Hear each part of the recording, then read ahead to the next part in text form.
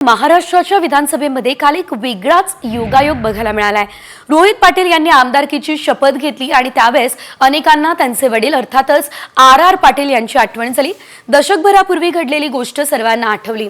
8 डिसेंबर 2014 म्हणजे आजपासून साधारणतः 10 वर्षांपूर्वी विधिमंडळाच्या हिवाळी अधिवेशनात सुरुवात होणार होती। मात्र आर पाटील यांना प्रकृती अस्वस्थ असल्याने विधानभवनाच्या सभागृहात येता आलेलं नव्हतं। 7 डिसेंबर 2014 रोजी आबांची तब्येत बिघडली, त्यामुळे त्यांनी विधानसभा अध्यक्षांना पत्र लिहिलं। त्या पत्रानंतर आर पाटील पुन्हा कधीच राज्याच्या विधानभवनात दिसलेच नाही। मात्र योगायोग म्हणजे 10 वर्षांनी 8 डिसेंबर 2024 रोजी त्यांच्या लेकानं अर्थातच रोहित पाटील यांनी शपथ घेतली आणि सर्वांनाच आबांची पुन्हा एकदा आठवण झाली। तर आर आबांनी शेवटच्या पत्रात नेमकं काय म्हटलं तेही बघूयात।